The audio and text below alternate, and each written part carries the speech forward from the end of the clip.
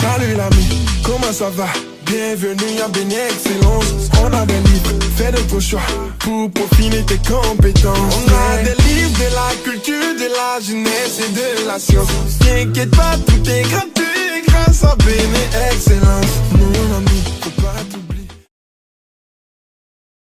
La lecture joue un rôle très important dans le développement de l'homme. C'est pourquoi Victor Hugo affirme: lire, c'est boire et manger. L'esprit qui ne lit pas maigrit comme le corps qui ne mange pas. Antoine Albalat va loin quand il dit: la lecture nourrit l'âme comme le pain nourrit le corps. Chers amis, chers invités, chers bibliophiles de Béni Excellence, bonjour et merci à vous de prendre une fois encore le rendez-vous pour votre magazine préféré, L'Invité. Nous sommes dans une bibliothèque et aujourd'hui nous allons parler de la place du livre et de l'auteur dans la société. Et pour en parler justement, nous allons recevoir pour vous comme d'habitude des personnes bien imprégnées du sujet, des personnes qui s'y connaissent et qui vont vous apporter de bonnes informations que vous allez certainement aimer. Merci. Alors, il y a un micro-trottoir qui a été réalisé par le service audiovisuel et nous allons suivre. Merci.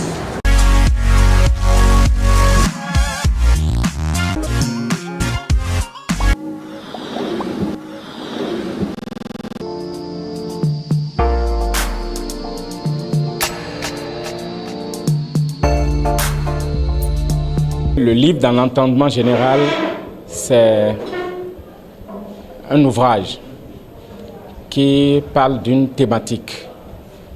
Et en cela, il peut y avoir plusieurs genres de livres, notamment les romans, les pièces théâtrales, les essais littéraires, etc. Et le livre regorge un ensemble de connaissances. Le livre, c'est d'abord un outil d'apprentissage, de loisirs et de divertissement comme tout autre.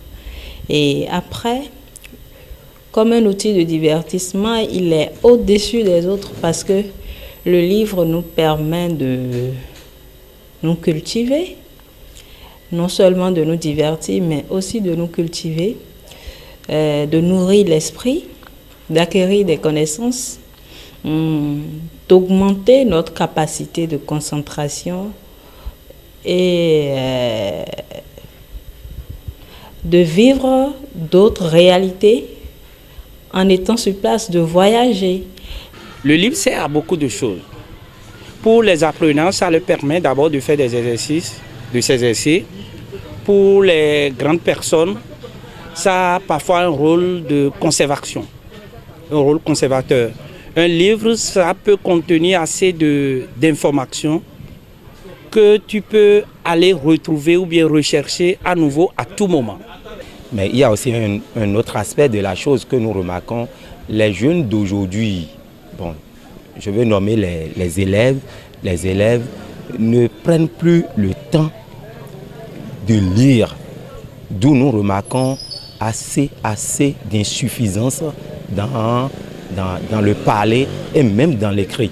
Aujourd'hui, quand tu prends même des étudiants qui vont te rédiger des tests ou je ne sais quoi, c'est qu'il est remarqué que beaucoup d'entre eux n'arrivent pas à faire une phrase sans commettre assez d'erreurs. Que les aînés m'excusent, hein, parce que quand on me parle des jeunes d'aujourd'hui, les jeunes d'aujourd'hui n'aiment plus lire. Tout est rapporté aux jeunes d'aujourd'hui. Qu'est-ce que les aînés d'hier ont fait pour les jeunes d'aujourd'hui? C'est ça, en fait. Il n'y a plus de bibliothèque. Nous, quand on allait à l'école, on avait l'amour pour la lecture par les kokou, les kalao, que sais-je encore. Il y en avait beaucoup. Même parfois, même on touchait les aminans. Parce qu'au moins, maman, en allant au marché, elle revient avec Amina, ou elle va payer à la bibliothèque et dans un truc là, ou dans une librairie, elle l'amenait.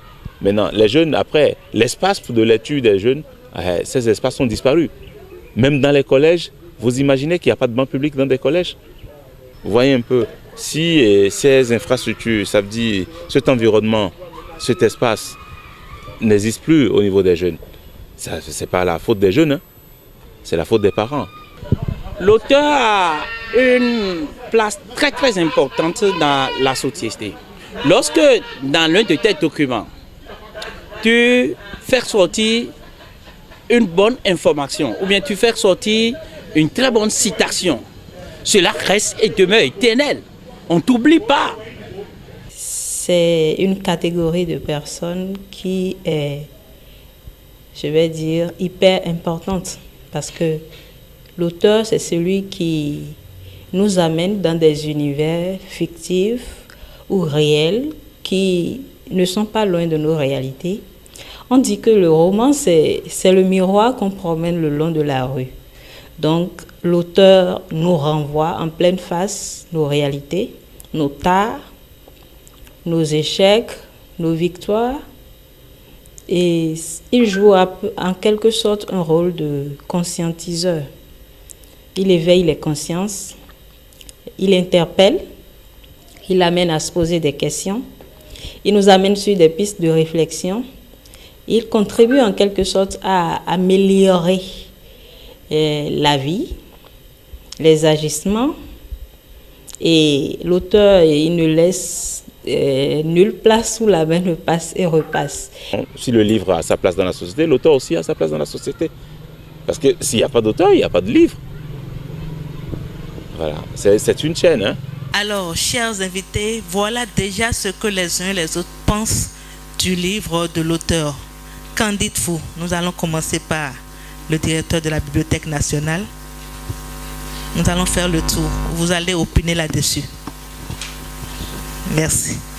Merci. Je pense que l'essentiel est dit. On a un florilège de points de vue que je partage. Je pense que mes compères de ce matin également devraient normalement trouver leur compte dans ce qui a été dit. Mais je voudrais m'attarder un peu plus sur ce que l'homme au baobab a dit. Je vais l'appeler comme ça. L'homme au grand arbre, ce qu'il a dit.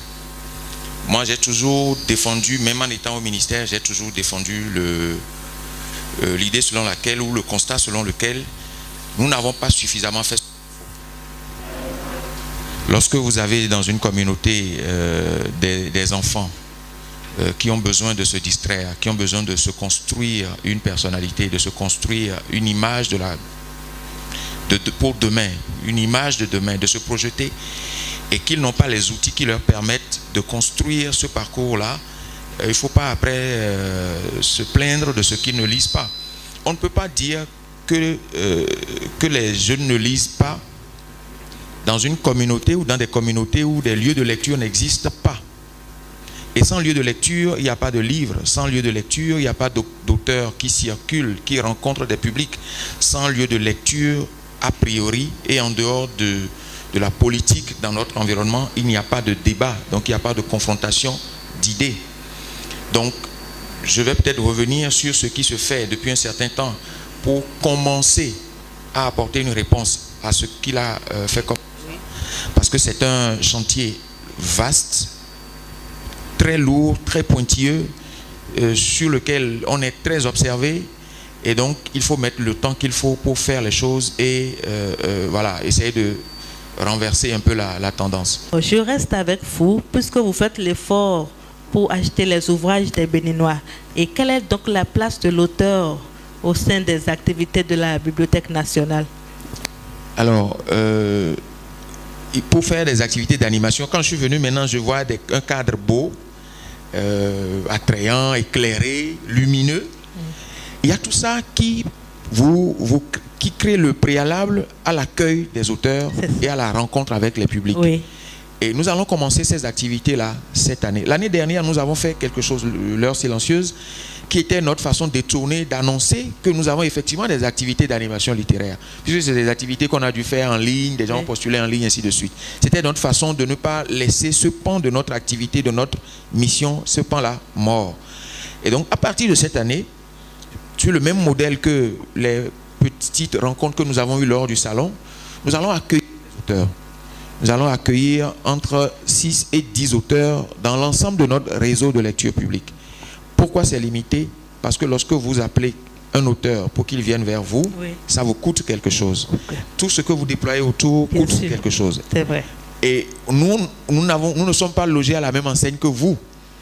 L'argent qui est mis à la disposition de la Bibliothèque nationale du Bénin n'est pas dépensé de la même façon, d'une façon que je ne veux pas apprécier. Les réalités sont différentes. Les réalités sont différentes. Oui. Merci à vous, M. Kofi Atede. M. Chadare. Oui, je vous remercie. Un constat a été fait à partir de ce que nous avons entendu, c'est que on ne lit plus. On ne lit plus. Il y a une désaffection pour la lecture.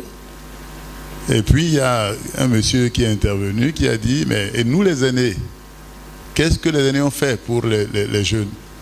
Parce que c'est bien beau de dire, mais les jeunes aujourd'hui ne lisent plus. Et ça, j'ai apprécié ce qu'il a dit. Les aînés, c'est la maison, les parents. Les aînés, c'est à l'école, les professeurs, c'est l'administration. Les aînés aussi, ceux qui ont une responsabilité au plan politique, qui gèrent notre pays. Qu'est-ce qui a été fait pour qu'on donne le goût de la lecture, qu'on les mette sur le sentier, ce sentier-là riche, hein, qu'ils ouvrent les livres dans lesquels on a beaucoup de...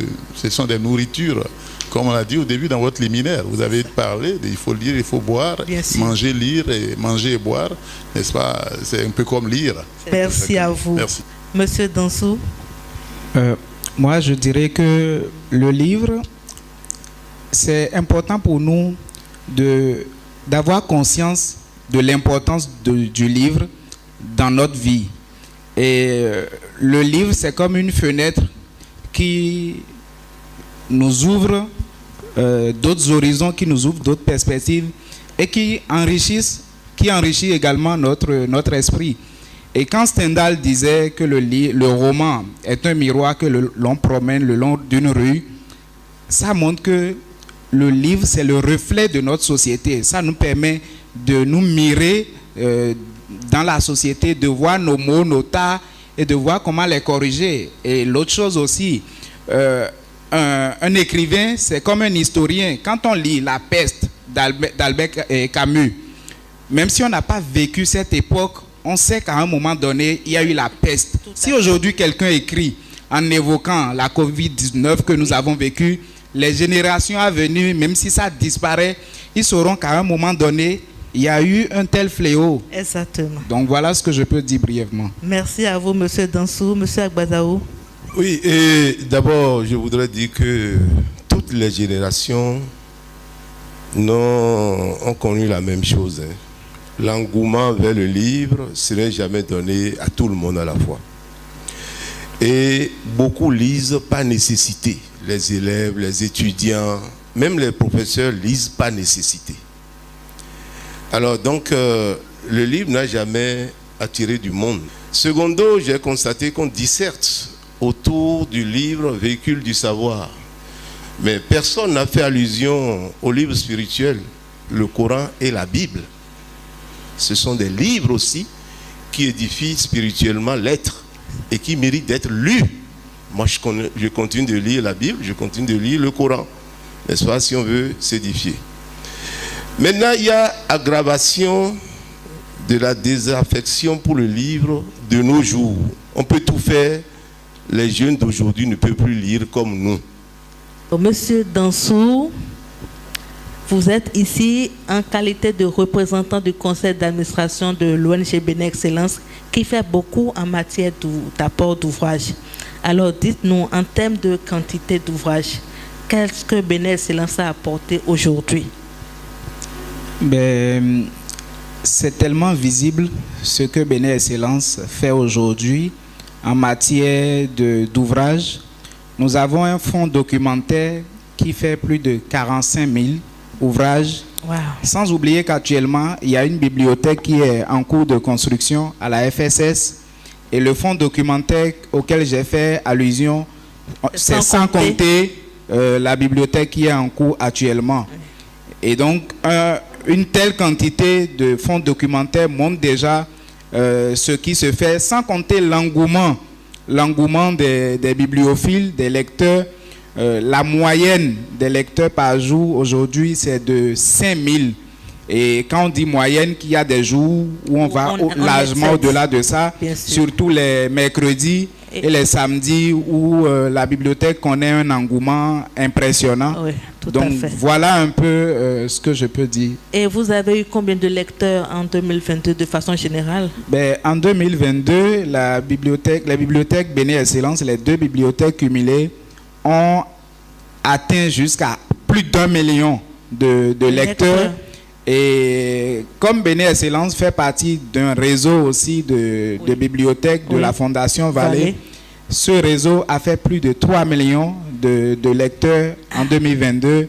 Et ce sont des chiffres quand même intéressants. Et ce sont des chiffres qui viennent aussi contraster un peu avec la remarque selon laquelle les gens n'aiment pas lire.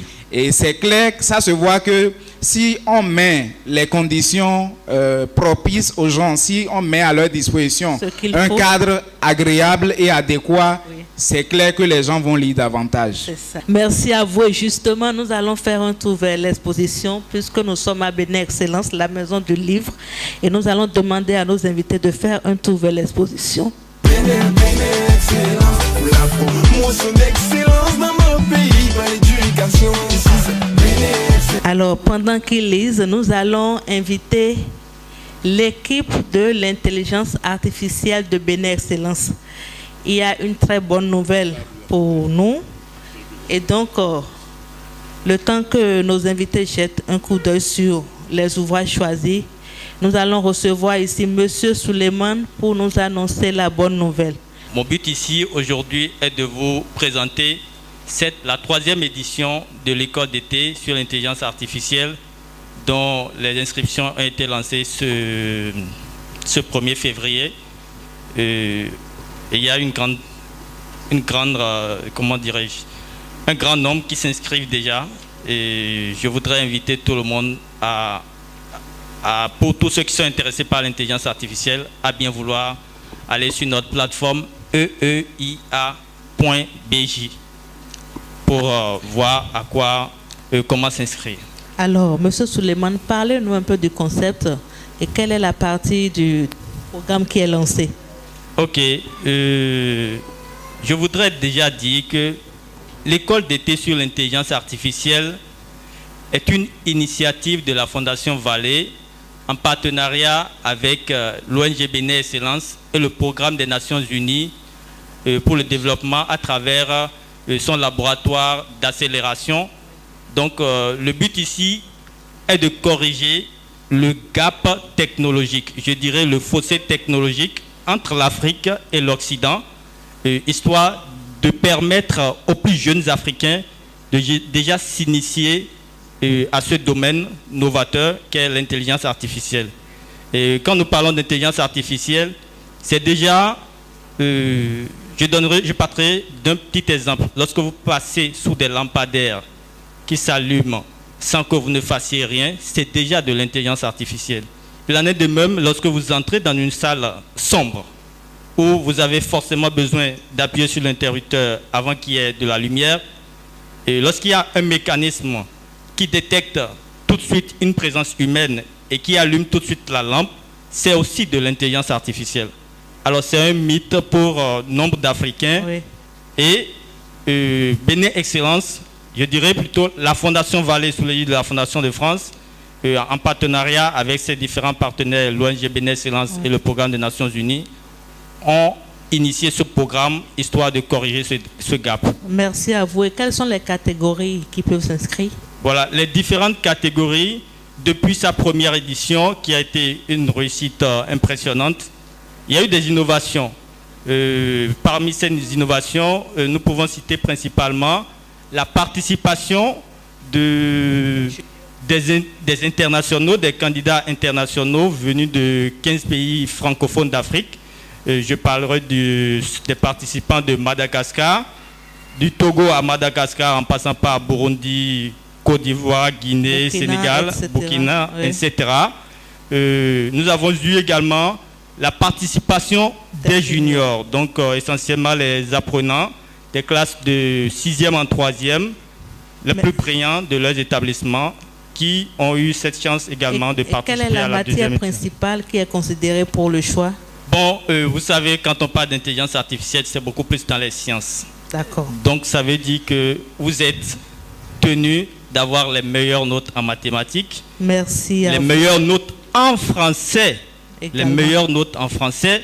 Parce que là, si vous ne pouvez pas vous exprimer pour bien décrire ce que vous avez conçu comme programme, cela ne nous servira à rien.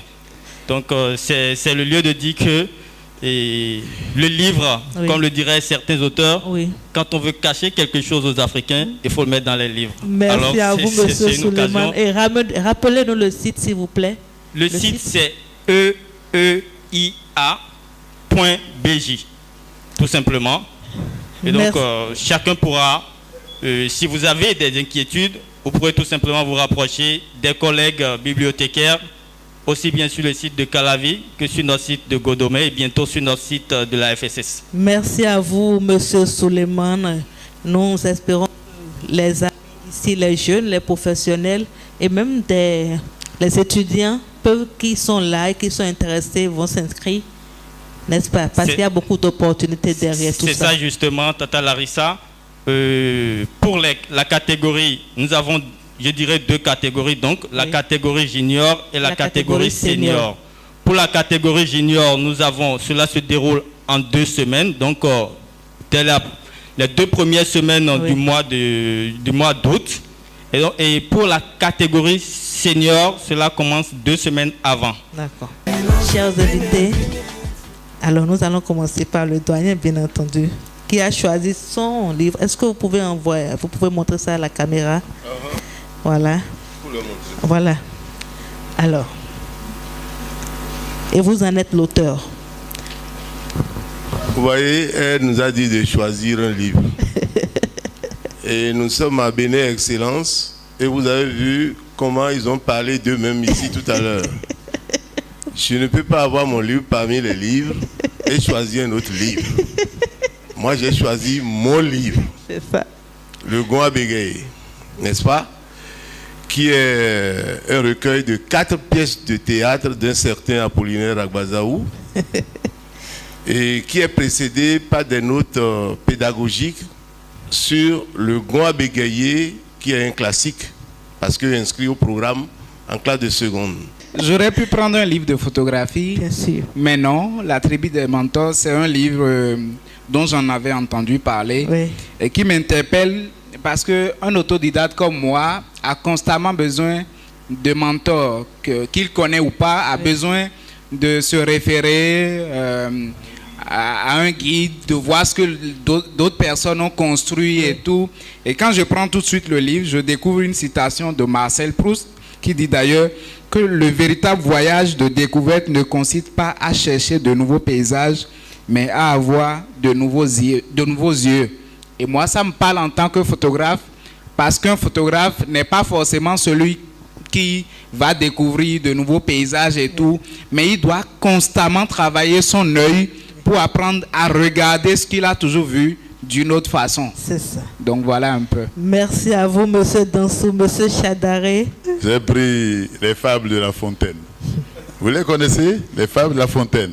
Oui. Voilà, donc c'est des fables qui sont très, très, très intéressantes à lire. Oui. Hein, vous avez dans ces fables beaucoup de choses à apprendre. Oui. C'est très, très instructif.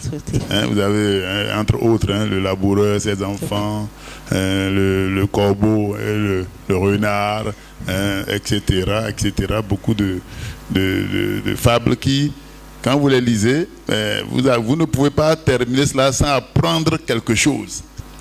Alors moi j'ai choisi un livre qui vient de loin, Harry Potter de J.K. Rowling, pour le côté phénomène littéraire que cela est d'abord, oui, et qui fait écho au propos du professeur Agbarazaou tout à l'heure sur les publics. Un livre peut rendre son auteur millionnaire, milliardaire. Et ce livre est un exemple. Ok. Donc, pour le côté phénomène littéraire, oui, d'une part. Ensuite, je l'ai choisi pour... Ce n'est pas un auteur béninois. Non, non, non. J.K. Rowling, c'est une auteure britannique qui a fait plein de... Ceci, c'est Harry Potter et l'enfant maudit. Donc, oui, quand on dit Harry Potter, il y a plein de versions. Oui. C'est une saga, voilà, une saga littéraire. Alors, nous sommes à la fin de cette deuxième partie de votre magazine du jour. Et à présent, c'est l'étape des questions. Je m'appelle Abedinko Ange Blanc et je voulais vous poser une question. À la où le président Talon fait évoluer le Bénin, personnellement, j'ai lu beaucoup de livres. Je voulais vous demander comment vous gérez, comment vous voulez faire pour garder les nombreux talents qui ont écrit les livres d'aujourd'hui. Question pertinente parce que moi je pose la question souvent à mes collaborateurs en leur disant ceci. Nous sommes la Bibliothèque nationale parce qu'il y a toujours des livres qui sont produits. Oui. Et il n'y a pas de livre sans écrivain. C'est ça. La meilleure façon de continuer à avoir des écrivains, c'est de leur garantir un revenu issu de ce qu'ils écrivent. Tu comprends jusque-là? Et comment on fait pour que l'écrivain il continue de gagner de l'argent? Comme par exemple quelqu'un qui travaille et qui gagne un salaire à la fin du mois, il faut que l'écrivain continue de gagner de l'argent pour se dire que mon activité me permet quand même de payer mes factures, tout au moins. Il y a plusieurs façons. Il y a ce que le professeur Agbarazaou a dit. Il y a les prix, qui sont des enveloppes assez importantes. Il y a les droits d'auteur que les maisons d'édition doivent payer, ce qui n'est pas toujours le cas, parce que même dans les cas où vous avez les contrats d'édition à compte d'éditeur, bon ça c'est compliqué, même dans les cas où il est dit que la maison d'édition doit payer quelque chose à l'écrivain, souvent c'est difficile pour les éditeurs de payer. Il y a les droits d'auteur. Il y a le fait que, toujours dans le giron des droits d'auteur, il y a le fait que parfois il y a de gros achats. On peut acheter votre livre par exemple à 500 000 exemplaires. Le seul livre, là, on l'achète en gros, comme ça. Et ça te garantit un retour de revenus beaucoup plus important. Nous avons un bel centre ici, avec d'éminents professeurs écrivains. Je ne sais pas si le projet existe. Sinon, j'aurais souhaité qu'on initie quelque chose pour aider les gens qui ont des choses à donner, à pouvoir le faire. Parce que moi, ça sommeillait en moi. Je ne savais pas comment le faire. Mais je bénis Dieu, c'est à la soutenance, la présidente du jury, Madame Yessoufou, que je salue, vraiment, m'a dit, tu dois écrire un livre. J'avais peur, parce que je n'ai jamais écrit. Je vois les livres, je lis jamais dit, mais par où commencer, je ne savais pas. Donc je pense que si on a un parterre d'apprenants qui est déjà intéressé à la chose, on pourrait déjà les initier, pourquoi pas susciter déjà des talents à l'écriture. Bon, moi j'ai dû commencer comme ça, mais quand je vois, elle appréciait, elle validait, et du coup cet ouvrage-là est au programme aujourd'hui au Bénin de la 6e en terminale. Je dis, j'ai pris par où pour pouvoir le faire. D'abord, il faut savoir que écrire, c'est s'exposer. Être auteur, c'est être quelqu'un de partage, c'est être un homme de partage. Quelqu'un qui a envie de s'extérioriser et de partager ce qu'il a comme expérience vécue. Et c'est ce qu'elle a fait. Il faudrait faire une nuance entre un auteur et un écrivain. Tous les écrivains sont des auteurs, mais tous les auteurs ne sont pas des écrivains. C'est vrai que souvent, quand les gens font leur émission radiophonique, télévisée, qu'on sort, quelqu'un qui écrit 5 carmons pour développer le Bénin, il dit « je suis écrivain ». Non, il n'est pas écrivain, il est auteur.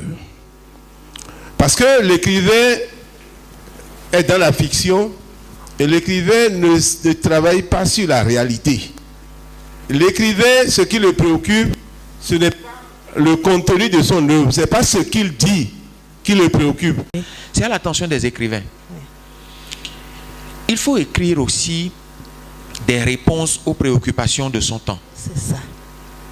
Les enfants ont des préoccupations. Il y a des choses qui les intéressent. Il y a des choses, il y a des questionnements qui sont permanents. Oui. Mais quand vous n'écrivez pas ce qui les intéresse, souvent c'est difficile pour eux d'aller vers des sujets, des thématiques, des matières qui ne les passionnent pas, qui ne les intéressent pas. Il faut aussi regarder de ce côté-là. On se dit donc rendez-vous en mars, le 11 mars plus précisément, pour parler de la femme.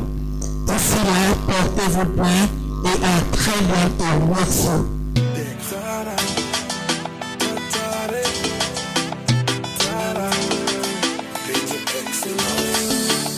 Salut l'ami, comment ça va?